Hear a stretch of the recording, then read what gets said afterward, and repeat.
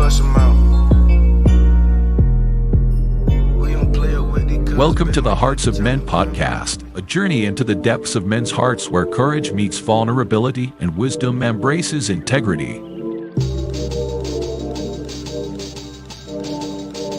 In a world that often measures a man by his outer achievements, this podcast dares to explore what truly defines a man of character. We unpack the challenges and triumphs that shape men's lives, bringing to light stories of resilience, compassion, and unshakable faith.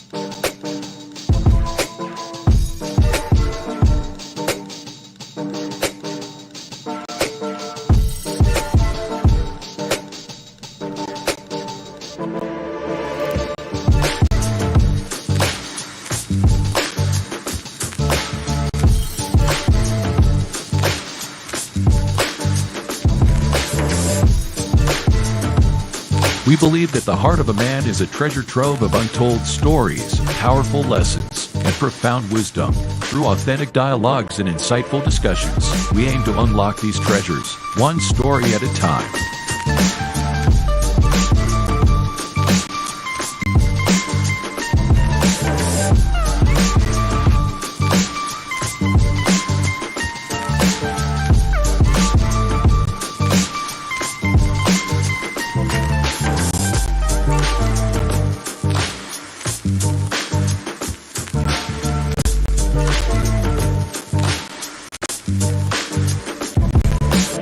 So, whether you're seeking guidance, inspiration, or simply a moment of reflection, you're in the right place.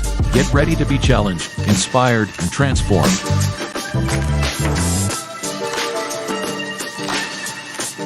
And now, to guide you through this journey of discovery, please welcome your host, a visionary leader and a true catalyst for change, Dwayne Dwyer, but we affectionately know him as the Mindset Coach.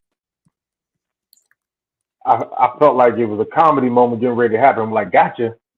Not Dwayne Dwight, but I am Tawami Gaddy, also known as the son of Timothy. As you all know, also go by The Available Man. I am your host for tonight's conversation. Here joined with my brothers, my big brothers. Of course, you know, the mindset coach himself, Mr. Dwayne Dwyer. My big brother right below me. With a poor man's Dr. Phil, also known as Shift Happens. And Uncle Junior, the man himself, the consistency coach. We are here ready to dive into this great conversation. Brothers, how are y'all feeling this Friday morning? Evening, I'm sorry. Time all Jackson. All is well, man. I'm great. Good to see everyone's smiling face on this beautiful Friday evening. Always awesome to be able to partake in conversation with my brothers. And as always awesome to see the livest chat on social media. So all is well with me. And you know, it's a great day anytime I get to be on here with you brothers. It's a long day. So you tried to take me back to the morning. I was like, I got to do it again. Thought it was Groundhog Day, but no, it's a great day. I get to be here with y'all, listen to the chat, look at them and see what they have to say, all the insight, and just, you know, glean from you guys. I'm doing well. A lot of times we hear people say life is short, but the reality of it is, if you look at it in the expansion of how long man has been around, and most of us are here for under 100 years, we're only here for a blink of an eye. So I just say that to everyone here on the panel and everyone in the chat or anyone who may be watching on whatever platform, love on somebody today. Again, tomorrow is not promised.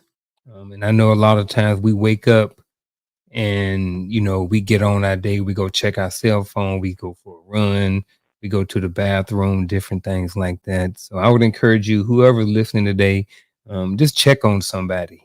You know, you never know who or what someone is going through. So, yeah, just check on somebody you may not have checked on in a while. And I love it. You know, my feelings of how I feel today is, you know, toys and trials come every day. but it's how we triumph through it. And I'm just blessed to be able to end off my week talking with my brothers, having this great conversation. And I don't know about you all, but I'm ready to get into it. Y'all ready to get into it? Let's go. So, have you ever found yourself holding back in a relationship, afraid to express your true feelings, or consistently seeking validation from your partner? If so, you're not alone. Insecurities is something that we all struggle with, and they can have a profound impact on our relationships, and often in ways that we don't even realize. But here's the good news: today's conversation is exactly what you need to start breaking free from those chains of self doubt and fear. So, welcome to a space where we don't just talk about the problem, we also provide solutions. In this episode, we're diving deep into the heart of how insecurities affect our relationships, and more importantly, how you can begin to heal. We're going to explore the importance of open communication, the role of self awareness, and the powerful impact that personal growth can have on your love life. Whether you've been struggling with these issues for years or just beginning to recognize them, this is the place where you will find answers you've been searching for. And it doesn't stop there. We've also prepared a practical guide located in the show notes, designed to help you take actionable steps towards healing your insecurities and strengthen your relationship. This isn't just another talk. It's your roadmap to a more confident, secure, and fulfilling life. So get ready to take notes, reflect deeply, and most importantly, start your journey towards a healthier, happier relationship. So let's get started. So, brothers, before we dive deep into the conversation, we have to put out our disclaimer. Uh, all of us here, we believe that we are intellectual men. We believe we have something to say and something to give, but we are very aware that we are only masters of our own perspective, right? Everyone has an opinion, like my daddy used to say, like doorknobs. But yes, it's like something else. Everyone has one. So, but we understand that, and we're here to give our perspective, and we ask and we pray that somebody here gets help and move forward. So, I want to start this conversation off before we dive into the questions. I want to know, what are your uh, personal definitions of insecurity?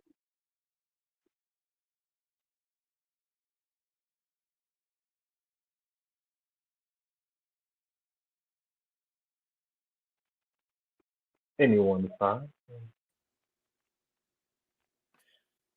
I see the smiles. A personal definition of insecurities.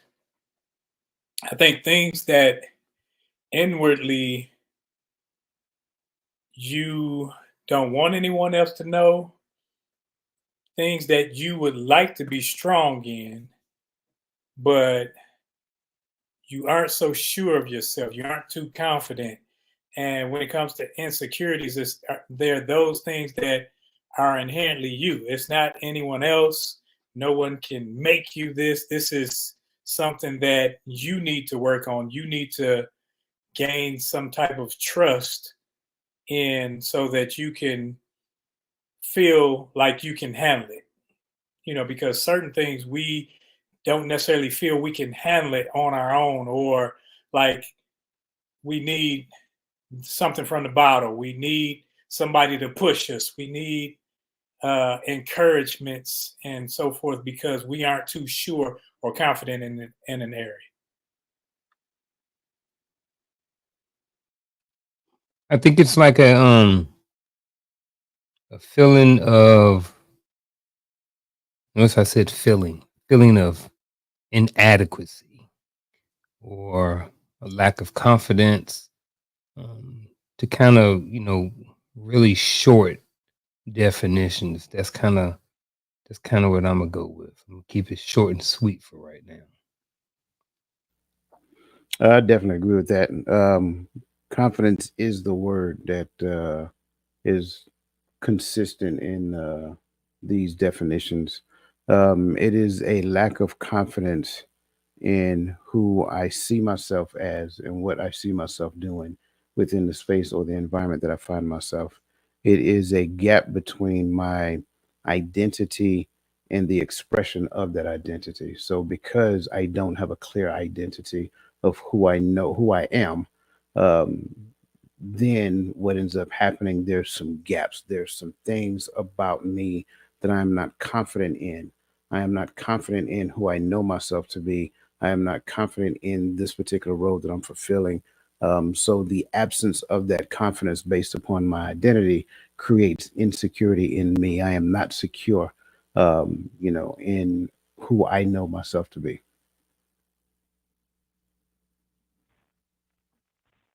Man, I love those descriptions of insecurity, and I see the common theme, and I agree that the lack of confidence is the thing.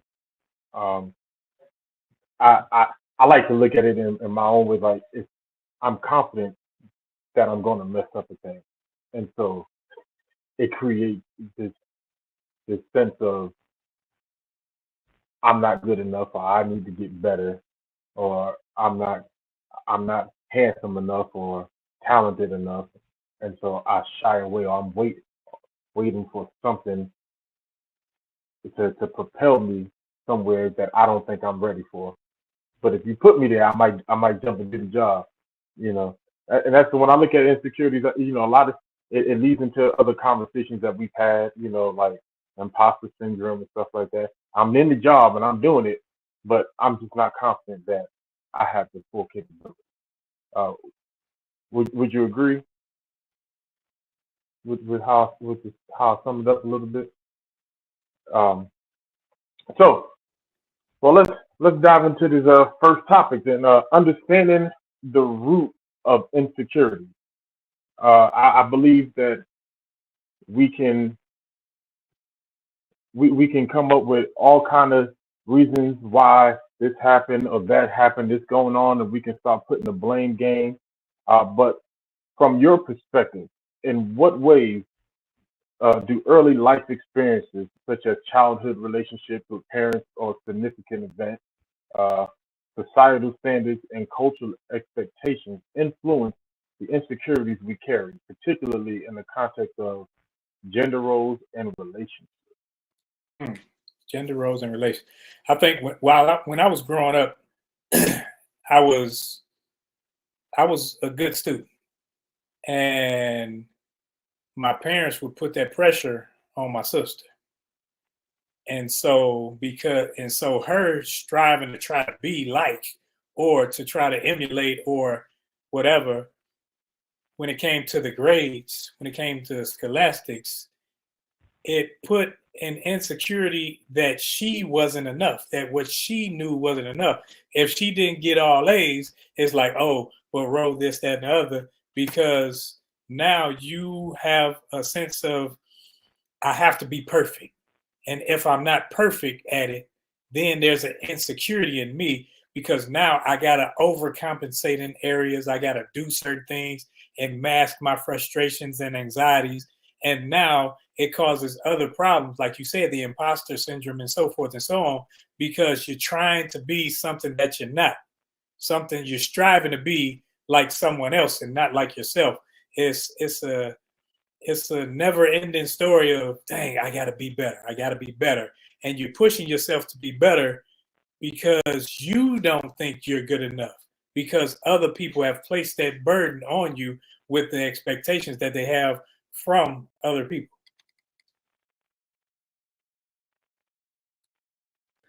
I'm gonna go next, so Coach can clean me up. Um, I want to be transparent.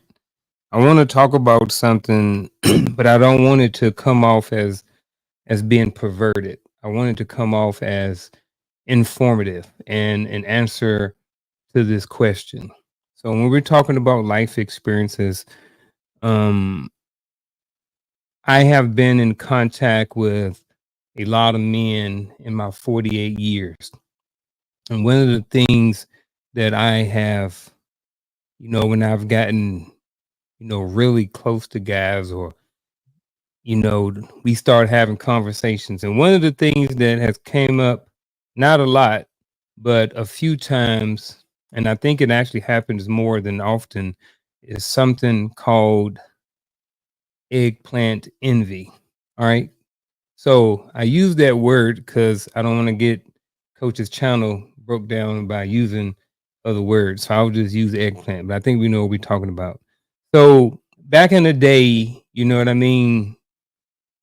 What I would do is I will talk about a particular client. All right. But I won't use any other, which kind of, like I said, I do coaching on the side.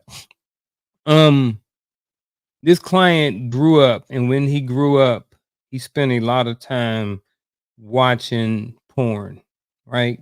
So in this watching the porn, what he saw was stars. Dudes who were well endowed.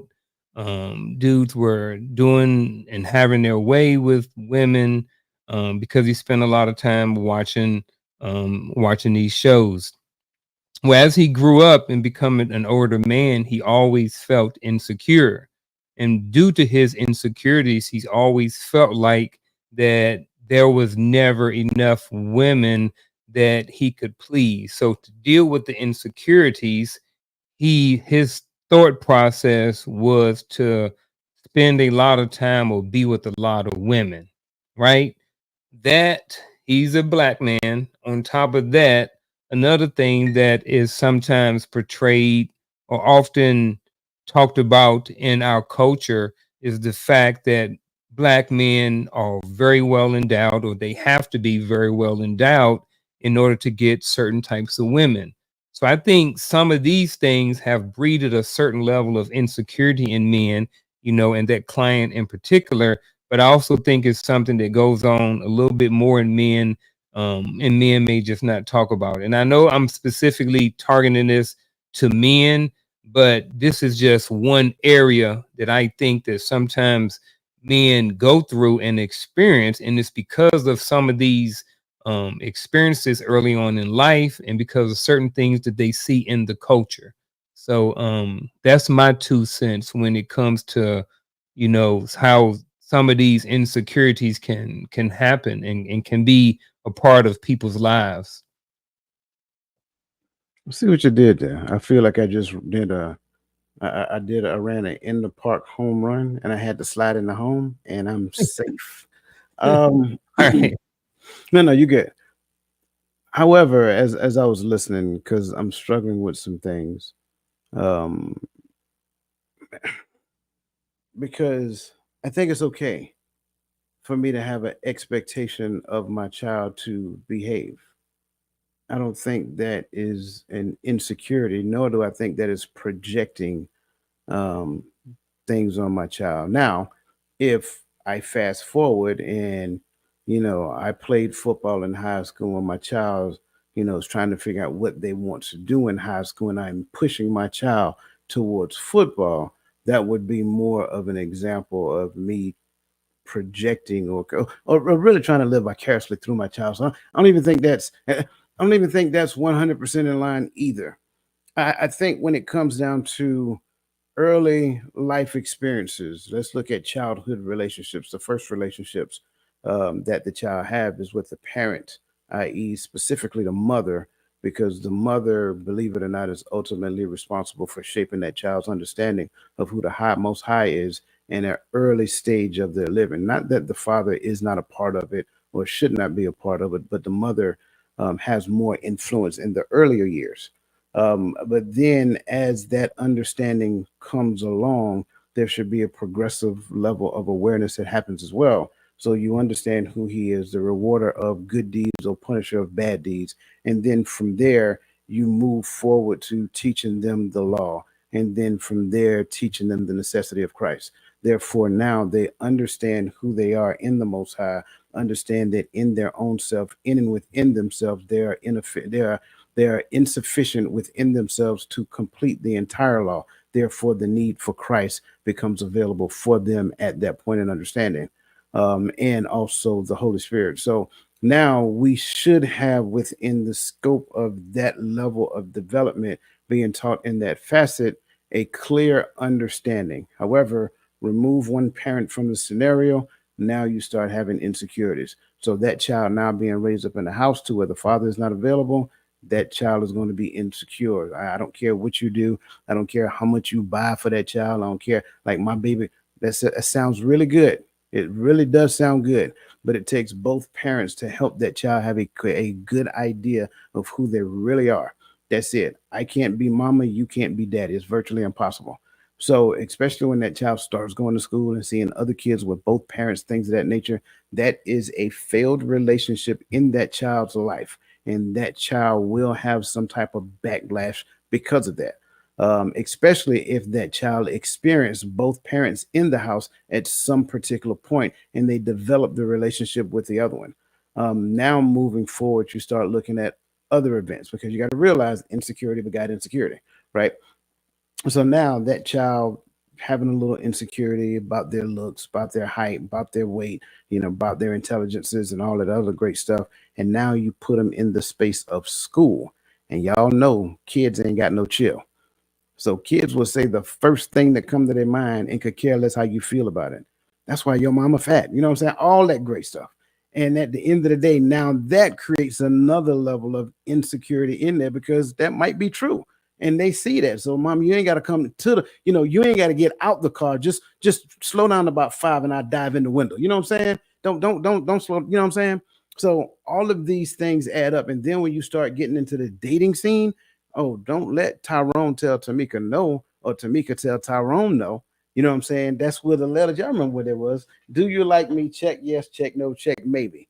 Maybe does not mean no. So, we good if we get a maybe. So all of these things factor in. And then now we add in societal standards. 6'4", 6-pack, drive a BMW, got to have a nice house. And then because in your insecurities, you think you got to live up to that. Or, you got to have a slim waist. You got to be, what was it, Sir Mix-a-Lot, where he gave the dimensions in the song? I can't even remember what it is, right? So you think you got to live up to that. In the meantime, life is happening to you. You know what I'm saying? Life is taking its toll. Gravity is actually working, and it's going to keep on working regardless of how hard you train. Gravity is going to work. I'm sorry, it's happening. So now you're not looking like you did when you was in high school. You know what I'm saying? You ain't wearing that little 6 that you used to wear back then. You're probably wearing like a 16. It's okay. So I think when you start looking at all of these things being compounded, it's okay for that person. All these things being compounded, right? I think we have to be completely honest and transparent when it comes down to how these securities manifest itself in a person's life.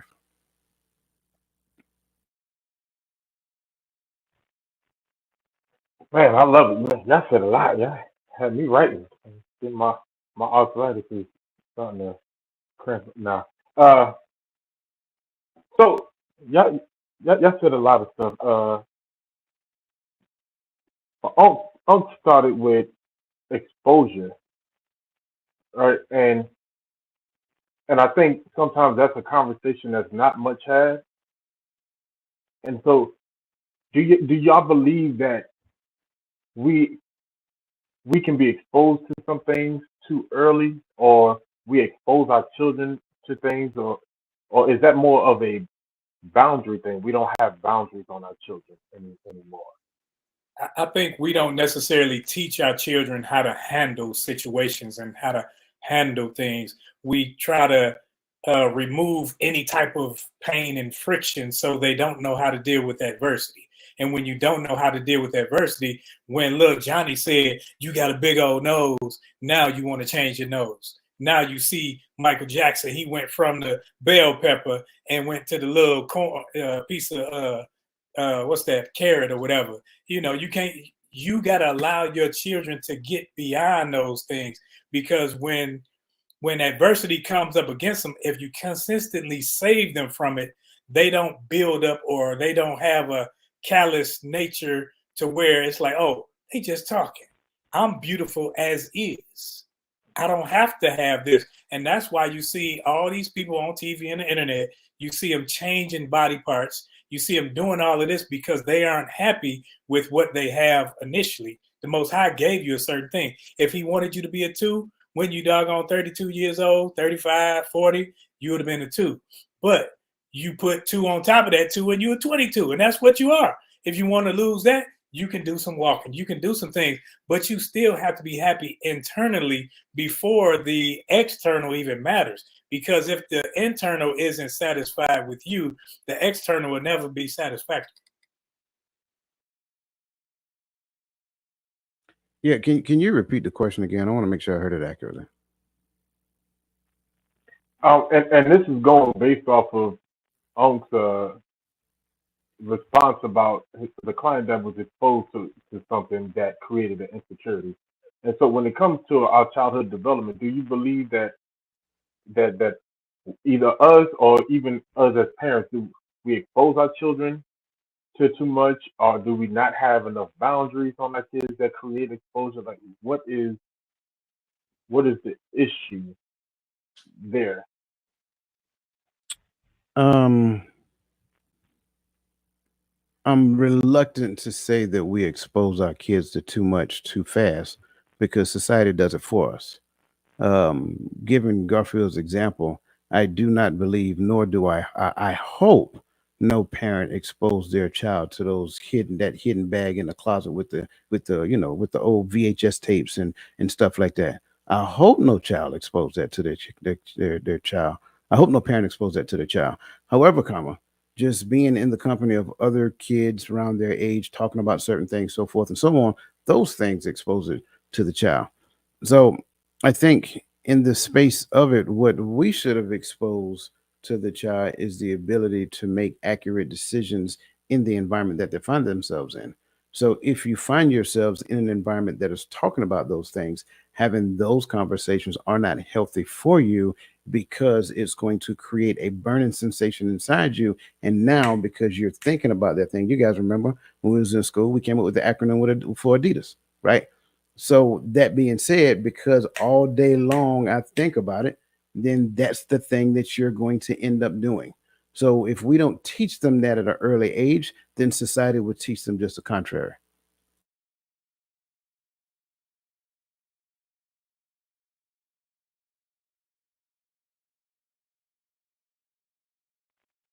Oh, you got anything?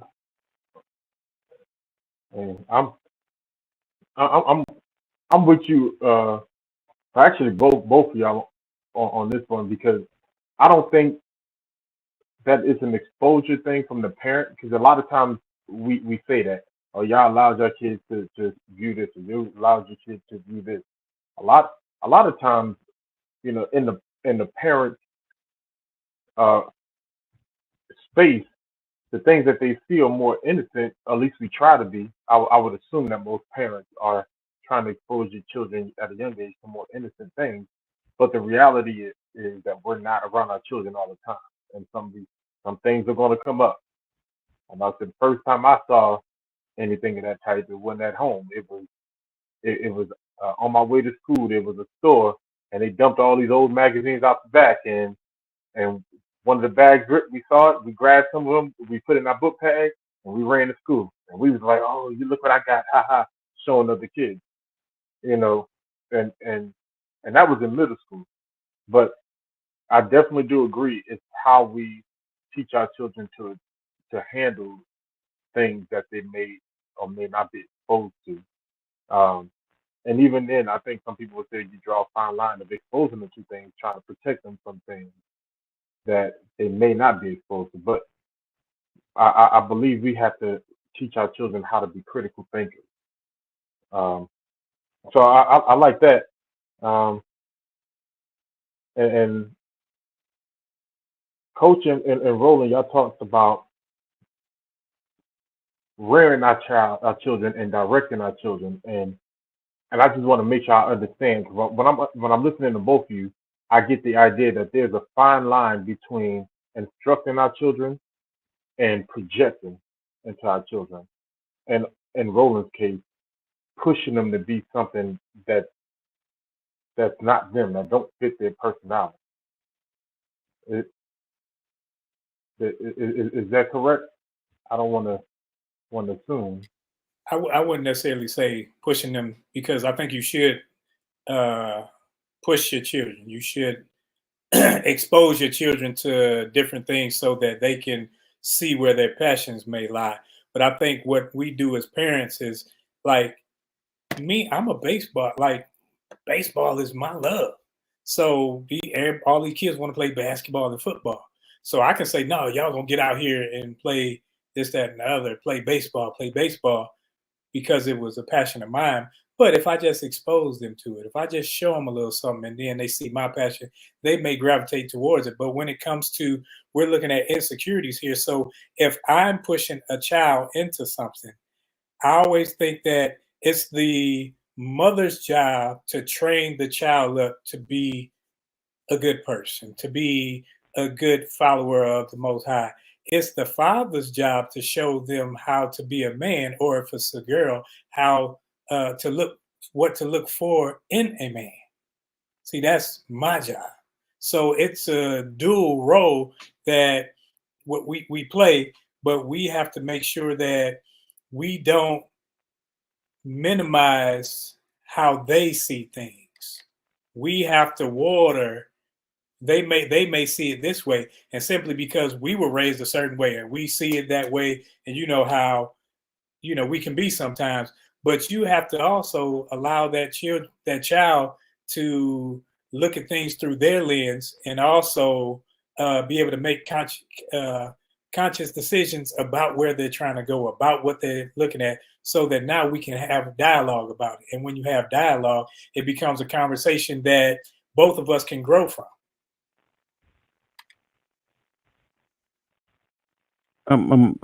I didn't get the question. I think what I heard is you were reiterating what we said.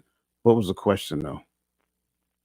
No, I was just making sure that I was reiterating it properly, because as I was listening to you both, that's the thought I got in my head, that we have that there's a fine line between instructing and directing and projecting. Uh, Sure, and but again, I'm slow with the projection on my child. Um, Again, because if insecurities for me is based upon a lack of confidence of who I am, based upon my identity, then and I know we're going to get into this, but when another person is involved, I'm looking for them to fill a void, right? They're filling the void of the identity gap, the gap in my identity. Um, so I am slow to say that a parent will project. Sure, a parent can live vicariously through their child. They can relive their glory days, and it helps them. It kind of allows them to go back and reminisce on the years that they did said thing because their child is following in their footsteps, right? Um, but when we look at instructions and teachings and things of that nature, I think the big problem is that, yeah, and this is just me. I think number one, there is no blueprint, no instruction manual that the doctor gives you when that doctor pulls little Tamika or little Tyrone out and say, okay, here go your baby, and here's the instructions on how to raise that child. Right? Most people don't get that. So they end up raising their child through trial and error. So they do what they seen their parents did, but in some cases they didn't necessarily like it.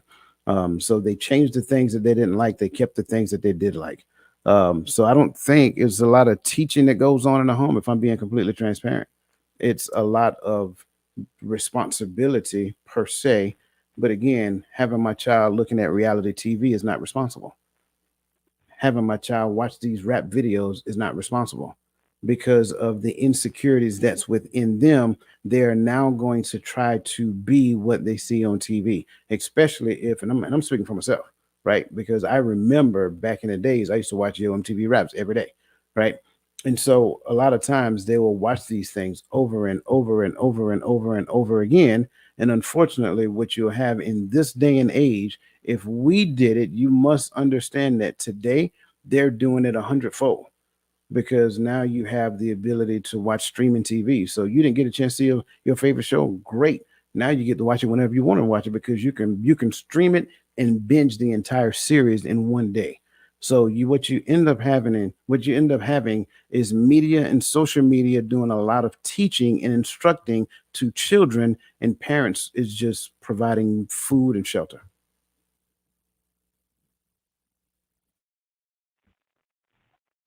I love it. I love it. Um, and, and and getting ready to move on.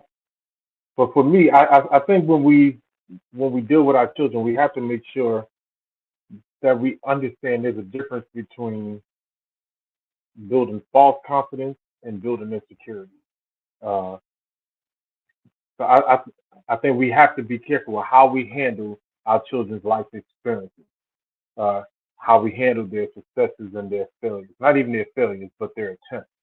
You know, because all of these things, I remember being a child and going back and playing everything that people said, how people responded to my music, how people responded to me playing sports, and it played in my head of whether or not I was good enough. And not everybody's thought process is the same, but all in all, I think as parents, we have to be careful with how we handle our children, because our children are people living a life. They're just young children, and so they absorb everything that we say. They even absorb our behavior. They interpret it in their own way. So uh, thank you, gentlemen. I love this conversation already. Uh, moving on to the impact of insecurities on our communication. So here's the question: what role does fear of rejection or judgment play in how insecurities shape our communication? And how can this fear lead to misunderstandings or conflict?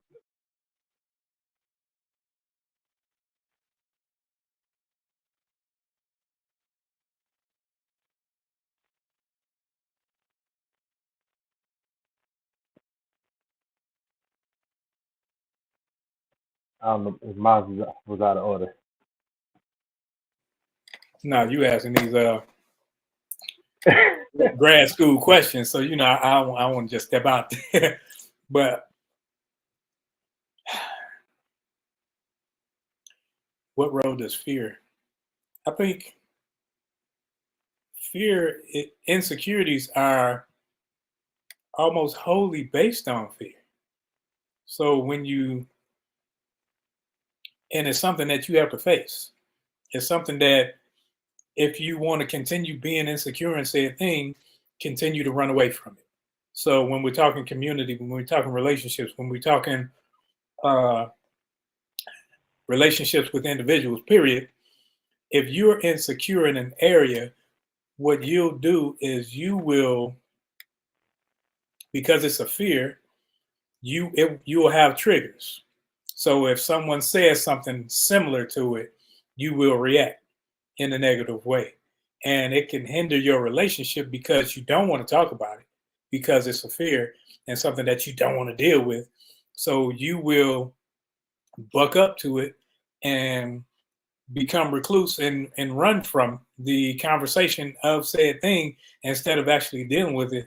So I think how it will affect our community and the just having conversations about it, it'll affect us in a negative way because we won't attack that thing head on, but we'll run from it and allow it to fester and grow into something else, and it'll continue to sever relationships.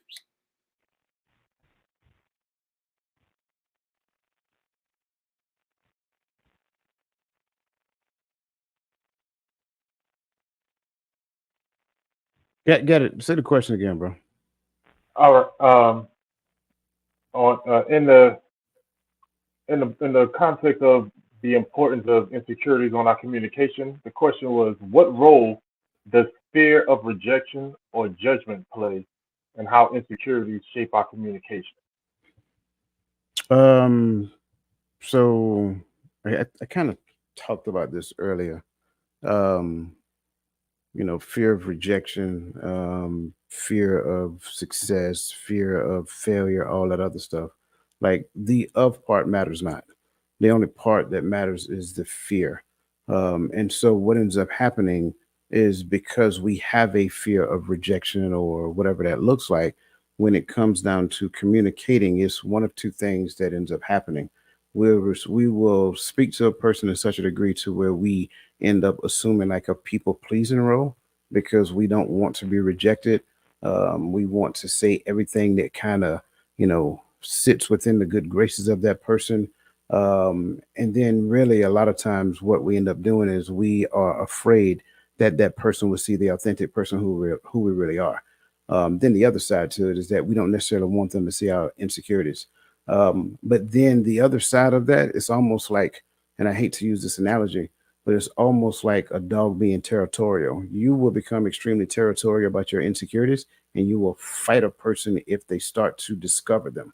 So it's like when they start to identify that thing in you, you become you retaliate to such a degree, and you almost become combative. So when you start talking about communication, fear of rejection, things of that nature, people pleasing is definitely a thing that actually is the forefront. The person that you actually meet, they sound really nice, they do all the nice things and all that other great stuff. They're really great to get along with, only because there's a mask there and they don't really want you to see who they really are. But once they start to learn who you are and they get a little too close, then it's almost like, being backed in the corner. The only thing you have to do is fight your way out.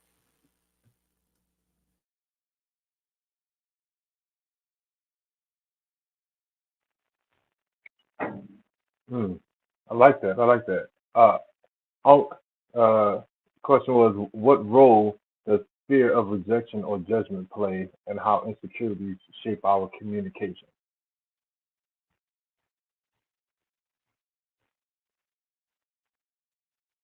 I'll come back to me. Yes, sir. Yes, sir. I I say for myself, insecurities or fear of rejection tend to lead to. I usually say like the context of the things unsaid, uh, the power of the things unsaid, because I tend to shy away from the tough conversations because of the fear of rejection or my insecurities, or I I believe I'm not going to be heard because I was never heard growing up or what have you in prior relationships or what have you. And so I don't say the things that I want to say or I should say, but still somehow I blame you for not hearing it. And so it creates conflict and in the relationship because I'm running around thinking you should see my pain. You should know my pain. You should know how I feel. But I've never said it because I'm looking for you to react to something or to my insecurities or to my issues, but I've never expressed them. Uh, that to me, that's a real thing, and I think that's a problem that a lot of people deal with concerning this conversation. And I like that, yeah, because when I was growing up, I had to have speech therapy because I used to slur my words or mumble and everything. So when it came time to speak in front of people, I hated it. It would cause anxiety and stress and everything. And it took a lot of work to where I was able to feel comfortable speaking in front of people. And so when I do it now, people think, oh, it's easy for you. No, it's not necessarily easy, but it's something that I worked on because in the back of my mind, I don't want to do it. So sometimes I will have to enunciate and open my mouth and so forth and so on because that fear of falling back into that fear of being laughed at, that fear of being talked about, it ain't going away. It's just something that's suppressed because it's like, hold up, I've gotten better. I've done some work. I'm able to articulate quite well enough at least to where I can, you know, be understood. And that's one of the things we do. We will, if someone were to say something about it, you know, in my head, I would have to control it. But in my head, I'm thinking, oh, they must hear that. So it's almost you put me back in that situation. And if I don't combat it, then it'll engulf me and take over my mental. And now I'm back to being a third grader in speech class because I couldn't talk and listening to that rhetoric. All right, I'm ready to go now. All right. So when I look at this, I can't help but to think about, kind of like what Roland said. I used to take speech as well, but I think about like, and you look at and we talking about, I'm 48, so I remember growing up in the pretty much in the 80s, right? I think I started elementary school, I think at 79. So pretty much the 80s, and I graduated in 93. And during that time, it was kind of, you got picked on if you was trying to progress, or if you got like good grades and stuff. They're like, oh, you a nerd. And even I think sometimes kids got rejected when they came home. When they came home and they brought an A home to mama, a lot of times, you know what I mean, that progress was rejected in a sense. It was like, oh well, that's what you're supposed to do. You're supposed to get an A. It really wasn't celebrated or anything like that. So I think sometimes when kids bring things home to their parents and they're looking for some sort of celebration for an A, because at school, when little Johnny gets an A, it's a big deal. Oh, little Johnny, you got an A. But then when he come home to Big Mama like, well, that's what you're supposed to do. So I think sometimes those kids, there was a little that fear of rejection, or that fear of not being accepted, or not being able to being appreciated for those things, and even judge. Because like I said, if you was the smart guy in the family, like, oh man, look at him, he talk white, because if he used proper English or proper words or something like that, he was picked on. So it's like these things played some sort of, I think they helped play a certain level of insecurities in people as they started growing up. And they eventually maybe stopped bringing the good grades home. It's like, well, what am I working hard for? And I think as time went on and this thing goes, it's been on more and more, it affects communication, because now maybe your child don't want to communicate with you, because when he brings you things that's good, you reject them about it, or you don't celebrate it with them. And I think that sometimes this in general can lead to misunderstandings and conflict, because it may not be that the parent is really not happy for him, but maybe this is how they were taught. So they're only teaching or presenting what they know. Big Mama said you're supposed to get A's. So when my kids bring home A's, I'm gonna be like, that's what you're supposed to do as well. Good, bad, or indifferent, you raise your children how you want to. I'm just saying that certain things like this can cause misunderstandings, because now the kid thinking that an A is not a good thing, or it's just going to be pushed or set on the shelf. You know what I mean? So it's like, well, why should I even try? There's a misunderstanding there, because the parents may just be too busy, or maybe they're just displaying the type of behavior and parenting that they know based off how they were raised.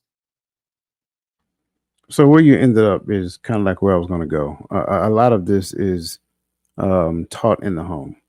We live in a society where everybody gets a trophy. You tell your kids stuff just to make them feel good, and it has nothing to do with reality. So they end up going through living life to such a degree, expecting everybody else to tell them things to make them feel good, as opposed to being completely honest and transparent with them, so forth and so on. So I think a lot of that presents itself in the space of communicating with somebody else. Stop lying to your kids and tell them the truth. You know what I'm saying? You 5'4", you are not going to the NBA. I don't care what kind of handles you got. It is what it is. Now, sure, I think like the 1% of the 1% of the 1% of the 1% of the 1% of the 1% of the 1% of the 1% who was 5'4" actually made it to the NBA, and that was Spud Webb. But you have never seen that ever again in your life. So what makes you think your child is that special? Stop telling your child that lie and be completely transparent with them. It's not that I want you to quit playing basketball. Keep playing basketball, pursue your dream, but make sure that you give them other tools to go forth and so forth and well. In the space of relationship, again, we don't teach relationship. We don't teach communication in the home. And what the child end up doing is they start adopting yours. They adopt your communication style. They adopt, your ability to relate to others. So if you use adjectives, adverbs, and superlatives, don't be surprised you catch your child in the backyard playing football, basketball, or hopscotch, or whatever the case may be. They're using adjectives, adverbs, and superlatives as well. But then you want to beat the child because the child is only doing the same thing they heard you do. So again, at the end of the day, what we have to do is look in the mirror, right, and take ownership of the problem that we have created. And that's really where I want to stick my flag in the ground right there. Because again, a lot of things that we're seeing, it comes from parenting. And you know who those parents are? We are.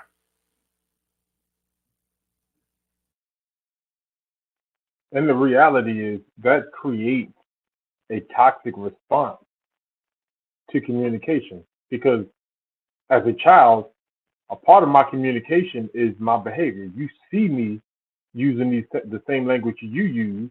I'm projecting the image that I'm reflecting from home. And so when you respond to it with hostility by oh I'm gonna spank you I'm a whoop that that oftentimes I believe plays in a lot of the reason why a lot of us now when we're faced with tough communications or tough conversations we ready to blow up and raise our voice and the conversation just goes overboard immediately because we've always had a toxic response to our reaction. And not all of us were raised that way, but our parents took their rise for the child to another level in some cases.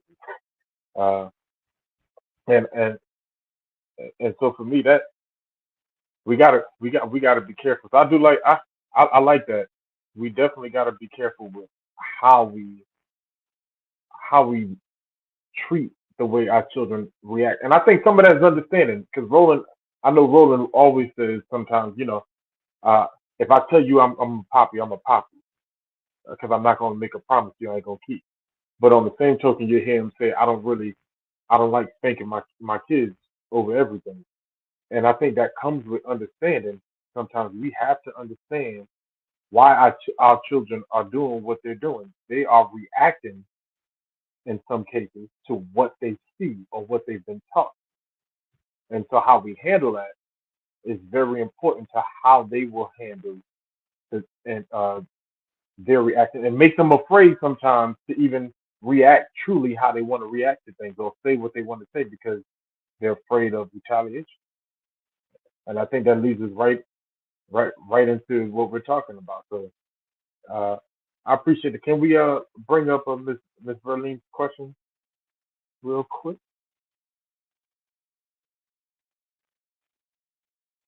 So Ms. Verlene asked to the panel, does coach, of course, we gotta give coaches his time now. So, does coach or the panel know how to get someone to open up and have a real conversation? And I'm believing that in the context of someone who shuts down probably because of their insecurities. Uh, so is there a way as a partner to get someone to open up and to communicate with us better? Or is that something that they have to deal with? My initial response is this: why does this person not want to open up to you? Two reasons: it's either them or it's you. Just saying. So now let's get to this question part, right? So how if if the person is not going to open up, they're not going to open up. If someone doesn't want to open up, there's really nothing you can do to get them to open up, you know? However, if it's something that I think some people want in their relationship, then you have to have consistency. And consistency of what? Consistency of trust and being a safe place that someone can open up to. A lot of times men, just speaking men right now, don't open up is because a lot of times that trust to the person that we opened up to has been violated and we no longer want to have that conversation. So that's my 2 cents on this. I think whenever you're having a conversation with somebody, you have to be able to look at it from their perspective.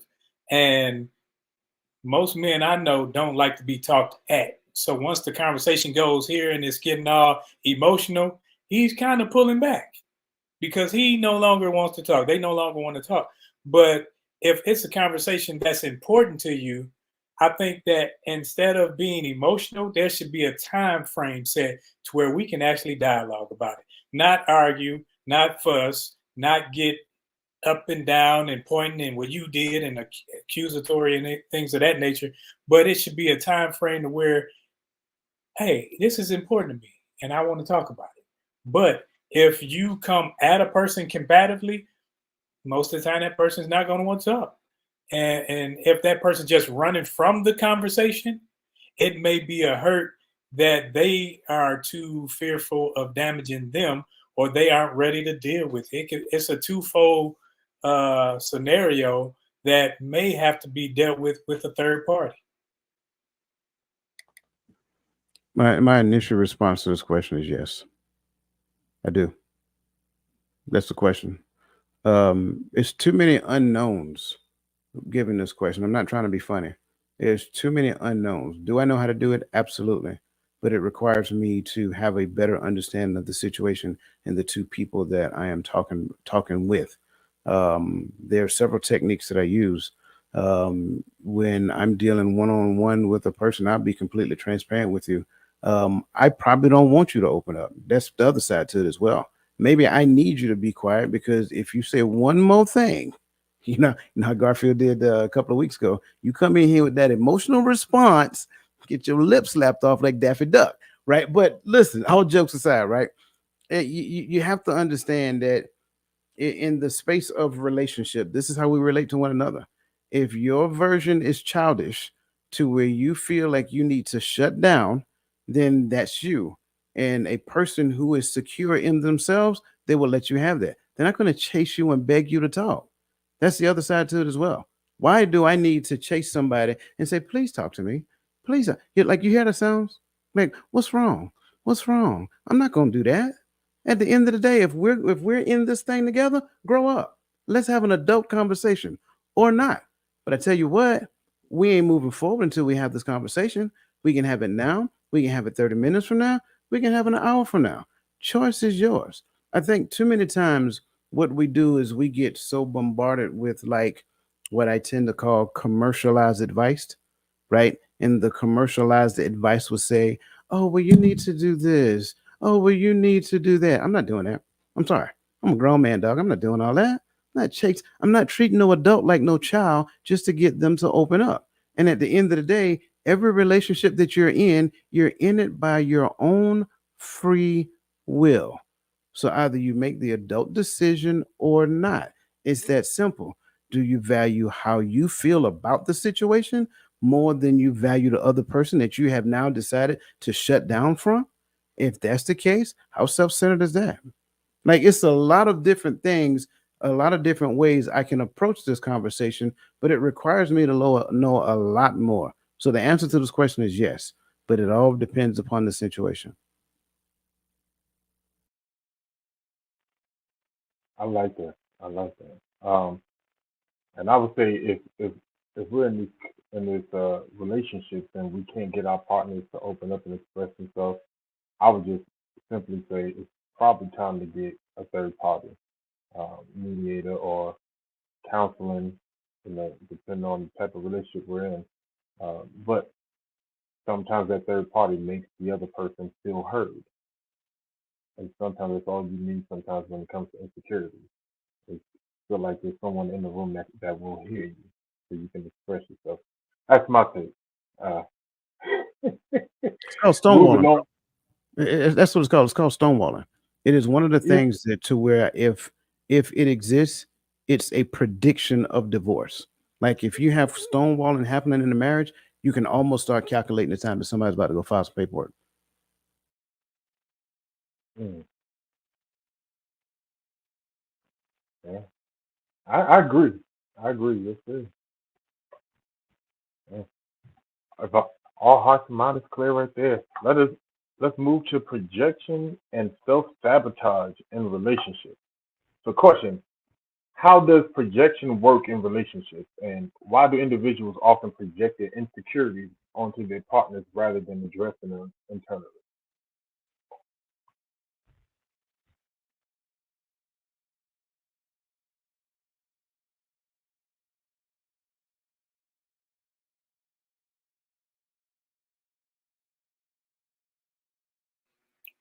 You say it work in relationships? I'm trying to piece this together. You say, how does it work in how does projection work in relationships? I think it happens in relationships. I don't know if it necessarily works. I think that would take because the projection has to be one-sided. So now I'm projecting how I feel. So that leaves one person miserable. That leaves one person lacking. That leaves one. So the relationship isn't working. It may be moving, but it's not moving productively. So I think in this situation, it would be where if you're projecting your insecurities off on another person or they're doing it to you, then somebody's not happy. Somebody's in their feelings. Somebody's trying to find an escape route. Somebody's looking for the liquor cabinet, looking for, because this is a situation to where satisfaction can't come of this, I think. And when they're doing this, instead of addressing what's actually going on and dealing with the issue at hand, it's a roller coaster or a Ferris wheel. It's just going in a circle.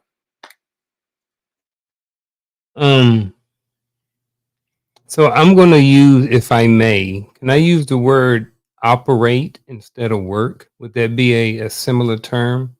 Okay, so how does projection operate in a relationship? I think whenever you project, well, in most cases, if we're speaking from in this relationship, and I don't think it's necessarily a positive thing. So I think that it operates in a relationship in a negative way. And then if I move forward a little bit with the question, why do individuals often project their insecurity? I think that that's one of the side effects of being insecure. It is something that kind of automatically comes with being insecure. If you're an insecure person, I think sometimes you're not always aware of your insecurities. So you're insecure about something, so you project that onto the other person. So I think that that's just one of the side effects of just being insecure. And I think that they just do that rather than addressing it, because oftentimes, this may go back to the other question, the communication piece, or either someone may not really have a grasp or hold onto what their insecurities are. So in many cases, some people are not even aware of their insecurities. I think sometimes people are, but sometimes people often are not. So that's what I'll say when it comes to this question. I like it. I'm gonna start this off with all work works. Good, bad, or indifferent. It still work. I mean, I get it. Um, the way it works is that this area in my life that I feel insecure, this space where I have a void, I now make you responsible for it. So if I don't think I'm pretty enough, I'm going to ask you, how do I look? How do I look in this? How did this make me look? Stuff like that. Um, so depending upon whatever the insecurity is, you're going to actually put that person in a situation to where they constantly feed you in that arena according to what you're looking for, your ego, so forth and so on. Why do individuals often project their insecurities on their partners? I like what Garfield just said, because some of them, I mean, some of them are unaware that it's an insecurity. The other side I'm gonna go with it is that it is too painful for them to be completely honest and transparent with themselves about their own shortcomings. It's easier to make you responsible for it, because when you fail me, now I get to blame you for it. And that's the thing. So it's easier for me to blame somebody else for, missing the mark with me, as opposed to me actually doing the hard work in me where I don't have to blame you for it.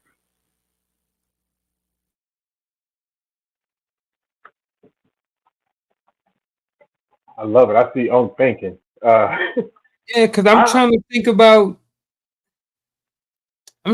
about, maybe some insecurities that I have or had in the past that maybe I've dealt with, and how they kind of reared its head, or either, somebody I was in a relationship with, not necessarily a romantic relationship, but just with anybody. I'm trying to look at, go back and look at some insecurities in relationships and stuff like that. So That's just what I was thinking about. What you got over there, Coach? Because you gave an example that most men in their immature years have all experienced earlier. Think Oh, about what people say or the questions that they ask in relation to that example. yeah.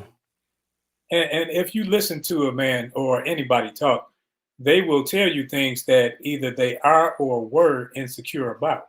Like Mm-hmm. Coach will tell his story about colorism when he was younger. You will tell the story about size when you were younger.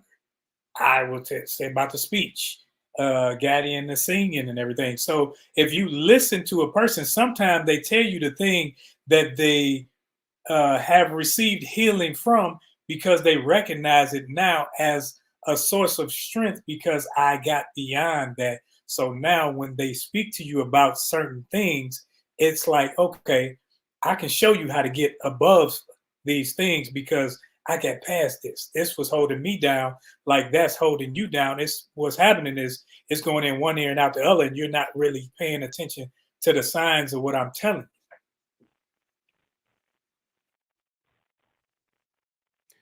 you. Yeah. Y'all got any insecurities now? I know I'm going off topic, but I'm gonna give one now, right? So I used to be insecure when I started going bald, right? I started like I still got hair and stuff like this, but this is definitely thinning out the top. But I was real insecure about it, and my insecurities was me projecting that everybody's looking at the back of my head, everybody has something to say about it. Man, I see people all the time with bald heads, and I could care less. Like I may look at it, I may be like, man, he probably need to cut that off. But then I keep it moving. Like he don't know me, I don't know him. He didn't actually hear me say it. You know, it was just a thought. So then once I got over it, I was like, what am I really worried about? Like, man, who cares what these people see? Or who care what these people think? Like Miss Pearlie said, I know somebody who like it. Ain't that right, Shell? And I'm with you. I had after I had my heart surgeries, I couldn't work out. My chest was split open. I couldn't work out, and I was fearful of lifting weights. So now, and Coach, no, we used to be in the gym. We used to play sports. We used to do all this stuff. So now I'm looking at my body, and I'm going from what I was to what I am, and I'm thinking other people see it, other people looking. So I'm like, oh man. But then I came to the realization that whether I got an A cup, D cup, or no cup, it's all I got. So I'm not really concerned about how other people see me as long as I recognize me as being the specimen that I still am, even though, because I think that we put too much onus on what other people think. And that's all we're thinking about, how other people will perceive us. I did the same thing when I got gray. I'm coloring it. I'm up there putting the what's his name, Luda. Luda had his Beijing in. I had my Beijing until one day I came and my Beijing was sliding down my face. And then I said, hold up, because I thought, man, I see an old man looking at me in the mirror. And it was in my head. So it was some things that I had to work through. And any of these insecurities, there's some things that the individual has to work through, not somebody else. I think you got a plastic cup. Red Solo. Yeah, exactly. I'm sure I do, but I don't like. I'm thinking, and I can't really like. Let me think on that one. Like, I can't think of any off the top of my head because I mean, I really am at that point in my life that I don't care. You know what I'm saying? Like, your opinion is your opinion. You can share it if you want to. Yeah. You know, but at the end of the day, got it. I'm just saying, be careful of the response. You know what I'm saying? Because it's coming. So I'm not there anymore. I left that person alone a long time ago. The person who was insecure about this, you know, the color of their skin, about having a gap in their mouth because of some of the things that I heard growing up that people with gap teeth always lie, you know, stuff like that. So those were my insecurities. Get But this I one. don't. What's that? Field goal. I got one Oh too. yeah. I need to get that one. Yeah, but I don't have those anymore. So let me think about that. I may have to get back with you on that. I see Michelle. Michelle, he responded, and I'm just gonna say to Mrs. Uncle Junior, the reason why he got insecurity about that bald head because it's already big. Don't make it no bigger on the show, please. Keep it down. uh, but we love it. We love it. Man, I'll be honest with you. To me, it's always I always ask myself, how am I present myself? And I know where it came. And I'll be honest with you because it's something that I never took the time to really like. Oh, I got to deal with my self confidence about this. Because I just had too much life to live. But I will say there's probably still an insecurity because I'm always mindful of how I look or how I present myself. And I was growing up, adults always say, "Oh, he's gonna be handsome. Oh, he's so handsome." But the kids are my age, well, big lips, big ears. You know, I got all the jokes in the world. I had one dude. He thought it was cute to jump on my back, talking about taking my flight out of town. And when I flipped him on his neck, I was the bad guy. But and so for me, I was always concerned with how people were looking at me, no matter how good I dressed, no matter what I did. I always was fearful about how people saw me. And so to this day, I'm just always like extra mindful about what I'm wearing, how I'm projecting. And it'd be something I might put something on. I'm like, man, I didn't notice this, or I didn't notice that. And ain't nobody else noticed it, but I'm looking at it all day because I'm expecting that negative feedback that I got growing up. And it don't stop me from living. But I would say that that's still something that plays. So that would be an insecurity. Uh, I'm trying to get like coach, to that point where it's just water down my back. You know. Yeah, let's run to the second. Let's run to the cycle of insecurity and codependency. Go to the first question there. Um, Gentlemen, how do insecurities contribute to the development of codependent relationships? And what are the signs that the relationship has become unhealthy due to this dynamic?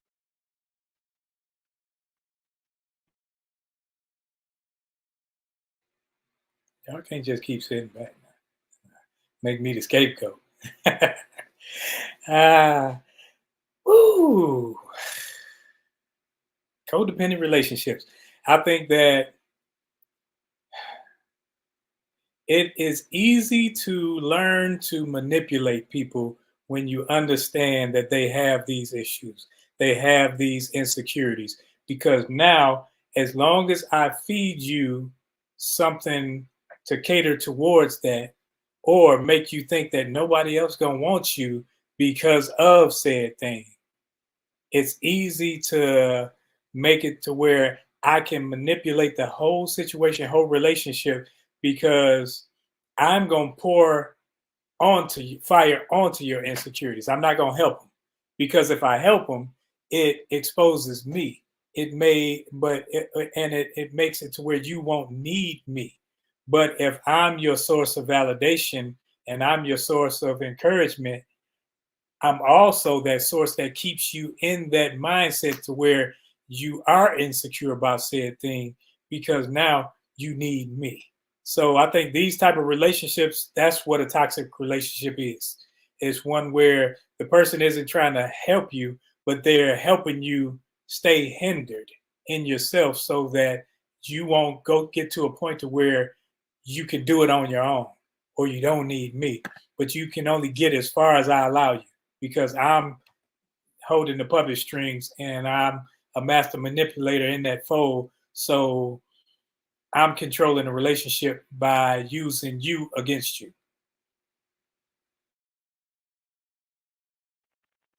I really do got a question. So are you saying that the person is creating insecurities in the other person in order to manipulate them, to control them? No, I'm just feeding, I'm just fueling the fire. It's already an insecurity. It's similar to where when you were growing up, if I said, "Oh, you got big lips," and you didn't respond, let it slide. But if I said it and you reacted towards it, I'm going ham now, because I see that you're responding. So now it's not it ain't got nothing to do with me, and I probably don't think you do, but I see you are responding towards it. So when a person has an insecurity that another person knows, and they aren't really in that relationship for the other person to get better, what they'll do is continue to pour coals and light coals onto that issue, so that now the validation that you get would be minimal and it's coming from me. But I'm also, if you get out of line, I'm putting you in check by exposing that thing that hurts you, so that now you think low of yourself. Yeah. Yeah. Because if a person say I'm insecure about whatever, and we're in a relationship, and you talk about this codependency. So now I'm dependent on you to either help me get out of it, encourage me, but you're not really encouraging me unless you're helping me get out. You're encouraging me to stay in. When you oh, you all right. Oh, you know, all that little pacification move. You know that doesn't help a person. All that does is allow a person to stay where they are. So So let me go make ahead. sure I'm understanding, because I want to I want to make sure I'm hearing. So, and maybe I miss, and I'm only asking for clarity. I'm not sharpshooting. Gotcha. So, if this person is insecure and they need my positive affirmations about themselves to validate themselves, me not giving it to them means that I am manipulating them. No, Okay. no, not at all. You, Okay. not that you're not giving it to them, but what you do is you add to the insecurity. So instead of giving positive affirmations, trying to get them to see themselves in a better light, what you do is you feed that same negative thought frame, that Mm, thought pattern, instead okay. of trying to help them.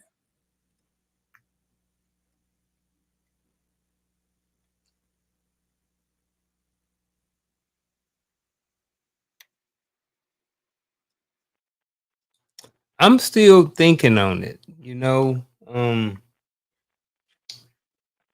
mainly because I don't know. Um, I'm looking for an example in my past, or just an example that I can relate to where the insecurity contributed to the development of codependency in a relationship. And I really don't have none. And since I don't have none, it's kind of hard for me to really come up with an answer to this question, because I don't really have anything to relate it to. So anything that I would be saying, I would just be speculating. I don't want to do that. So I'm going to pass the mic on to the next person. And I got what Roland said, and now I want to listen to what Coach says and kind of put the two or three together and see what I come up with. Um, I am cautious when I hear people use use terms like need in the space of relationship. Here's what I need from you. Because if you are secure, you should not have a need from another person. Now, I got what somebody's thinking. Stop it and go get some counseling.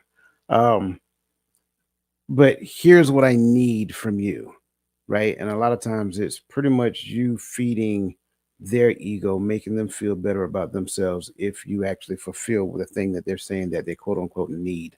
You'll hear people say that, oh, well, that person completes me, things of that nature. So when we look at codependency becomes a thing in which a person seeks validation. I kind of talked about it previously. A person seeks validation from another person about that thing in themselves that they're insecure. So you will spend a lot of time uplifting that person, making them feel better about themselves. So, in the scope of that, that becomes a need for them.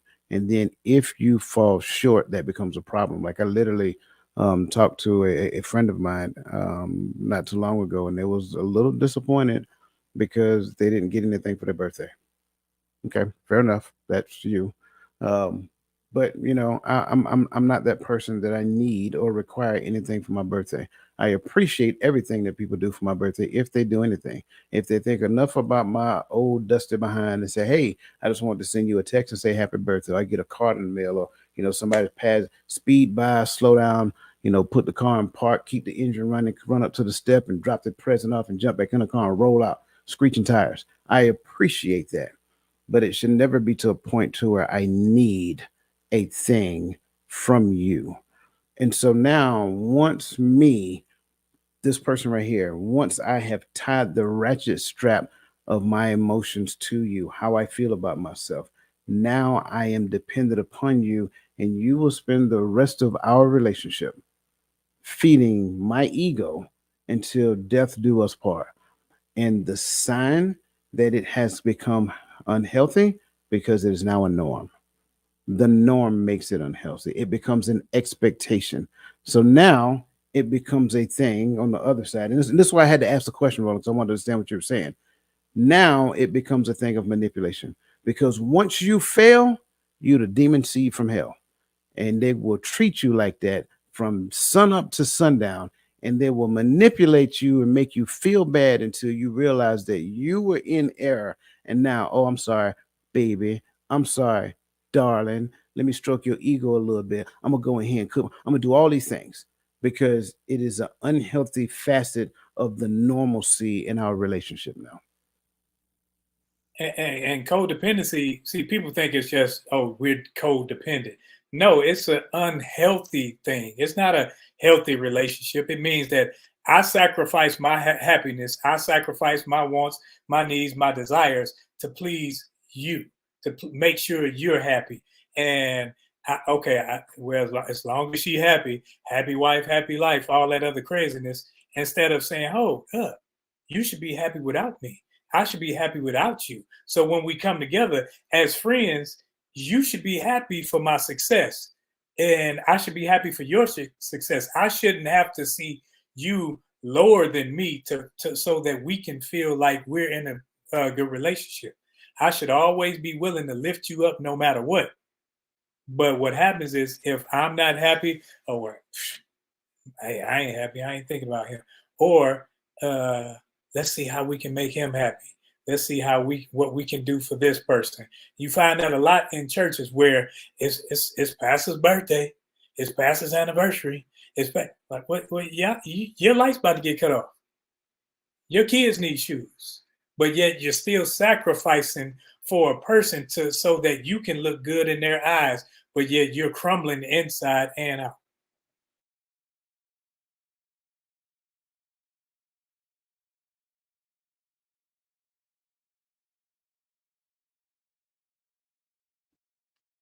Yeah, I don't know what happened. So great response, Roland. We greatly appreciate that, man. Good job. I'm agreeing with you as well.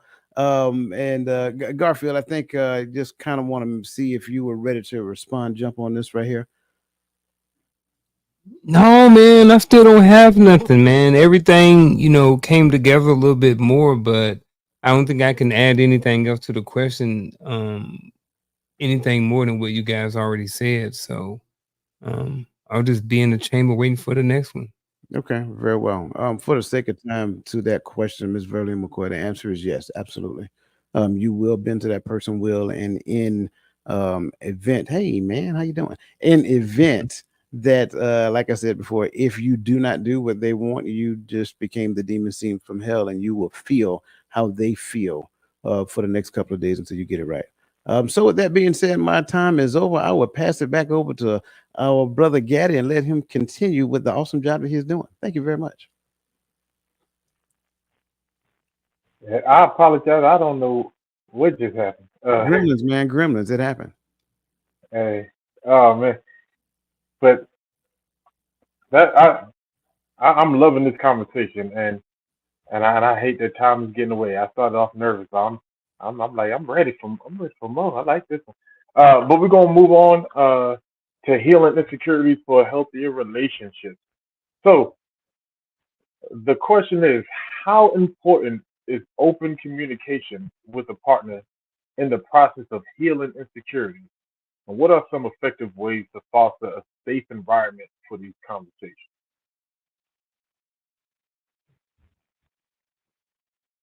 Very. It's very important. I think open communication and truth will establish how the relationship goes. Because when I can expose myself to you and know that you aren't going to use it against me, now we can start to say, okay, we're in this relationship together and we're working on it together. And you know the things that I have to work on. So you don't pour on me things that hinder me from my growth, nor do you allow me to stew in my mess when I'm in that situation. But, and that's why as friends, y'all got to be able to tell me, dude, your stuff stank.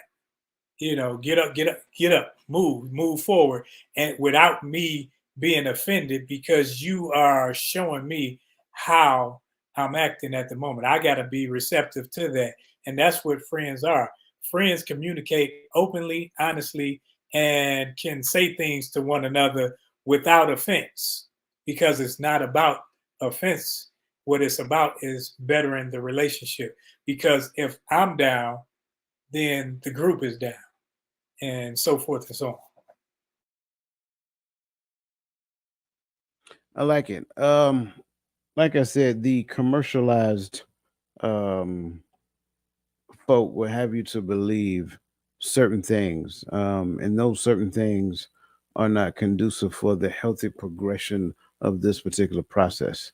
And I have to say that because me accepting, me accepting any version of what you say that you're, any version that contradicts what you say that you're trying to do goes against everything that young man just said. So there should be no acceptance. There should be observation, conversation about said thing. It is definitely a process. Here's the thing where we confuse. We think safe means comfort.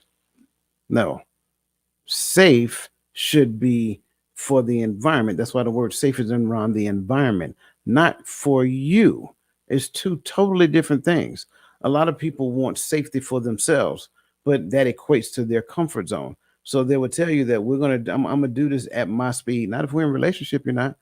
You're going to do it at the speed of relationship. That's what's driving the train behind this.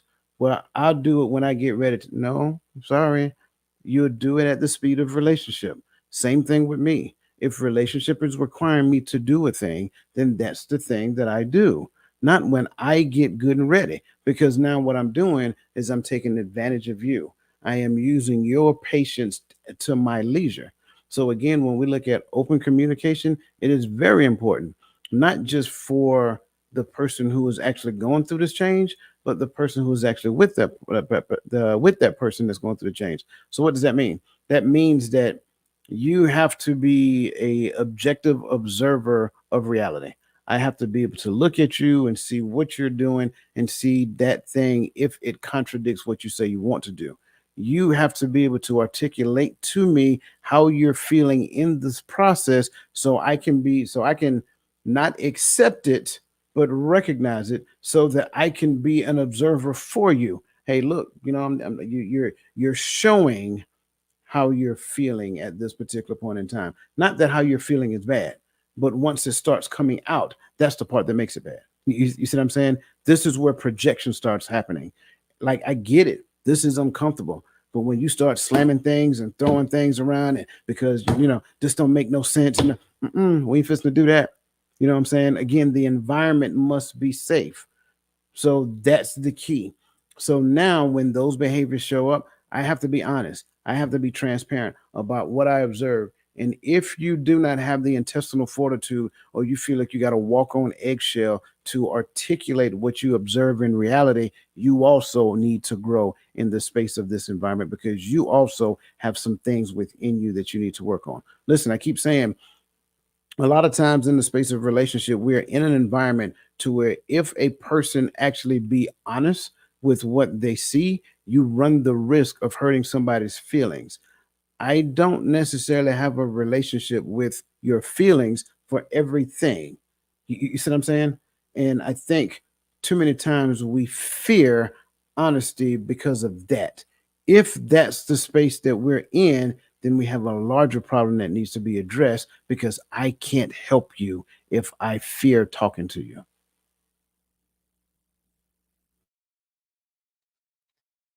I'll keep it short. I'm looking at the time. It's important to have, not only is it important to have open communication, but it's important to have effective communication. Sometimes people have an open communication, but the communication is not effective. So I think it's very important to have the communication be effective and progress towards some sort of goal or some sort of solution. Coach mentioned earlier, and then we hear it on here on a regular basis that, what I mean, the most important person in a relationship is the relationship. So when you're putting individuals first, it doesn't work. Um, and some effective ways to foster a safe environment for these conversations is just understand that the relationship comes first. You know what I mean?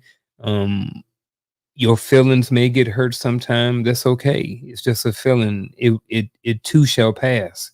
Um, there are different, all the feelings that you can possibly have, you can have in a relationship, and they are okay.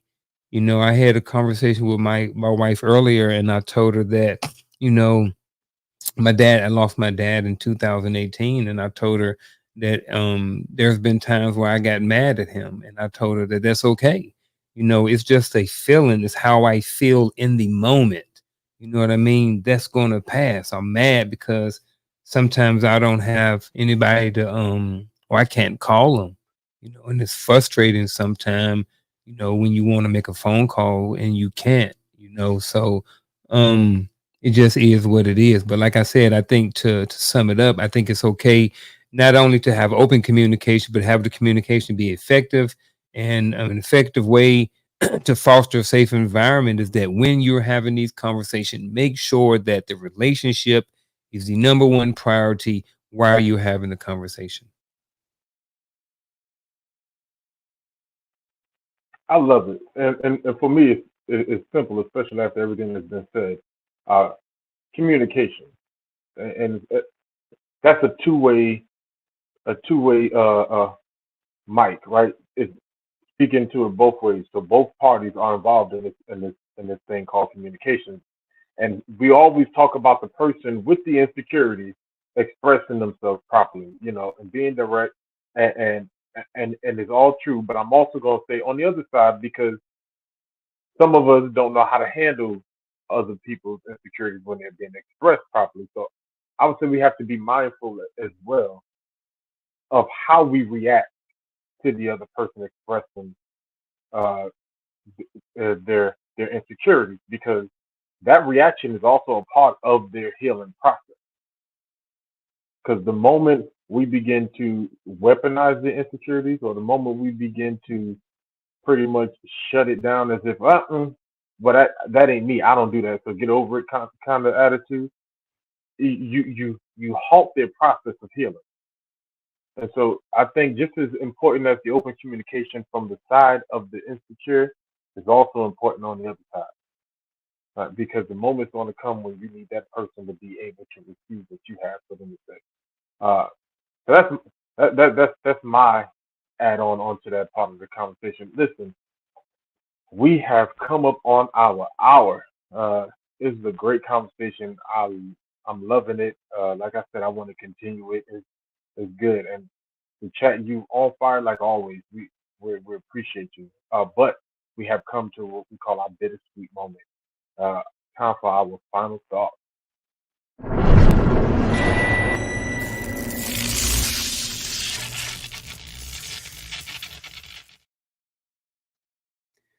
There are a lot of things that can destroy relationships. And one of those things, just like we've talked about today, is insecurities. If you value your relationship, I encourage anyone who sees this to make sure that you spend some time working on you. When you work on you, you see things in you that you may need to see. You may see your insecurities, or you may see other things that are a problem in your life. I think that it's important that when we find these things in our life, whether it be insecurities or something else, that we develop a plan to try to deal with these insecurities or these situations in our life that we're trying to get better at. And I say all that to say is that spend some time learning about yourself, trying to be a better person, and seeing if you can find some insecurities in your life. And if you do, be accountable to yourself and understand that that may be, or these may be a reasons why you may not have the relationships that you want. And if you are one of those lucky people who have the relationships that you want, then share on that knowledge and pass on that information that you've learned, when it comes to insecurities, that someone else may benefit from your energy and from your learnness of insecurities, and how it has helped you in your relationships. That's my final thought. How insecurities destroy relationships.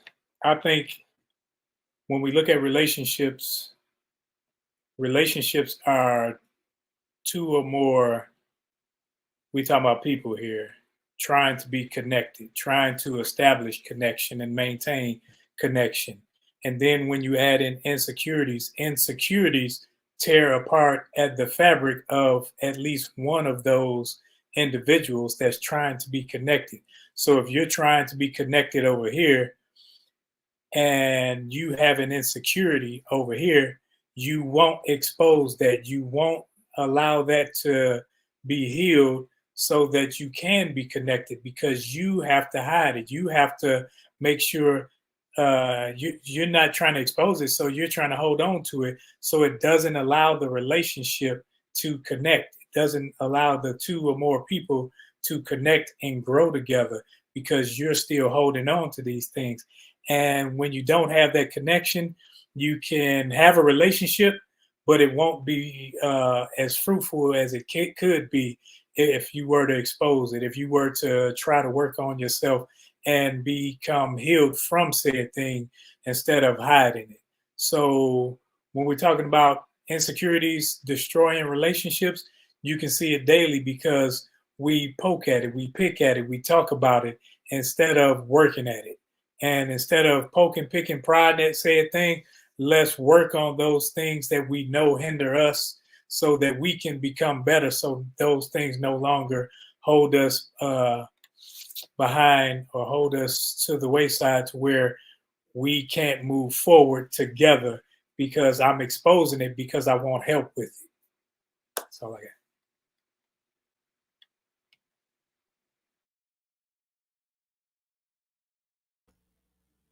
I started this conversation and we kind of talked about a process of development where we understand who the Most High is, understand His word, His laws, so forth and so on, understand the necessity of Christ, and then understand our need for Him, because um, we're just insufficient within ourselves. I think when we go back and understand that, that should in our mind create a sense of dependency on Him. If it does not create a sense of dependency on Him, then we got to go back to the drawing board because we missed the mark. There should be a dependency in each and every last one of us on Him based upon who He designed us to be. Well, what does that actually mean? Well, dependency in essence just simply mean contingent on or determined by. Well, when we start looking at interconnecting ourselves with somebody else, we're not looking to be codependent. We should be looking to be interdependent, which simply means among or between. So we are dependent on Him, but we are among one another. We never lose our identity in Him. This is why it's important for us to do certain things, such as self reflection. I need to be consciously aware of who I am and how I am showing up in this interconnectivity between me and my partner and how I am representing the Most High as best I possibly can. I need to make sure that I have healthy, effective boundaries that are rooted in His Word, so that it guards me, it governs me and my behavior, and I do not have an issue with defending the perimeters of my boundary. I think all of these things come into play, but this is the one thing, especially when it comes down to insecurities. This is the one thing I really need to go and do. I need to relinquish all negative beliefs that I have within myself about myself. It doesn't matter where they came from. It doesn't matter how they happened. It doesn't matter what Big Mama did. It don't matter what Papa did when you was young. It don't matter what Uncle Johnny did. The only thing that matters is that you've done the work on yourself to recognize those insecurities exist and to get in a relationship with another human being with those insecurities is literally a ticking time bomb waiting to happen. And do not kid yourself. There are some people who exist in a space together, and both of them are insecure, and both of them are feeding each other's insecurities. It is very unhealthy, and all they do is bicker back and forth. So, again, do you want to be in healthy, coexisting interdependency with someone who understands who the Most High is and really is actually doing everything within their God given power so that they represent Him in His best way? Or do you want to exist in a trauma bind? And that's what this conversation was all about. So I hope you guys got something out of it. So, with that being said, I turn it back over to Brother Gaddy. Listen, they said it all. I wanted to give my version of some steps towards our healing, right? And Coach already talked about self reflection, right? On yourself. Be honest to yourself about your insecurities and how you are showing up in your relationship. And sometimes it's even good to ask your partner because I don't believe we always see ourselves how we truly are. Um, Speak with your partner about some of these insecurities that you're dealing with. Um, because if they love you and and you love them and this is a genuine relationship, their their behavior, their reaction is going to be towards helping you grow, helping you become better, seeing yourself better than how you see yourself in these insecurities, uh, and or seek counseling, right? And lastly, for me, it's understanding your identity in Christ. We can say a lot of things. We can go through a whole circuit of things that we need to do, we should do. But if we do not understand who we are in Christ and in the Most High, then none of this is really worth anything. Because what is your self worth without Christ? And that's how I look at it. There are things I still struggle with, but at the end of the day, if you don't like the way I look, if you don't like the way I sound, or what have you, I understand who I am in the Most High, and that is how I move.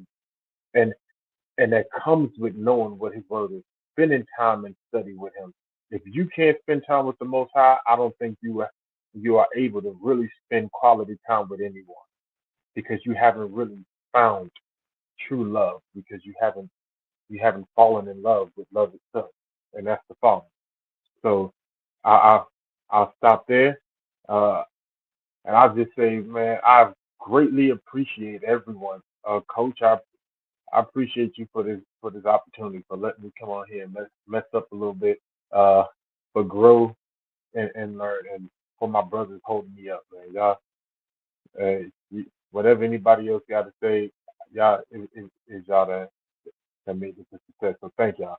Um, Listen, if this is your first time uh, hearing this panel speak, go ahead and follow the channel. Go ahead over to totalmindsetshift.com and join the community. There's so much over there for you to use to grow and to learn. Um, and you can also catch us on TikTok Sunday. What is it? 11:30 Eastern Standard Time on TikTok. I believe this week we're going live on Lisa Keys. Uh, Roland. I'm sorry. On Poor Man Dr. Phil. I think his TikTok handle is Rolling Down the Street. So go find him on TikTok, follow him, and you'll catch our live on this Sunday. Uh, with that said, and we love you. We appreciate you. We love having the greatest chat on on YouTube, the greatest community that we could be a part of, and that helps us grow. And so we thank everybody for being a part of the show. Go ahead and have a blessed weekend. Uh, enjoy your family, enjoy your loved ones, and listen. My mantra is going to be always be available to all those that are important to you.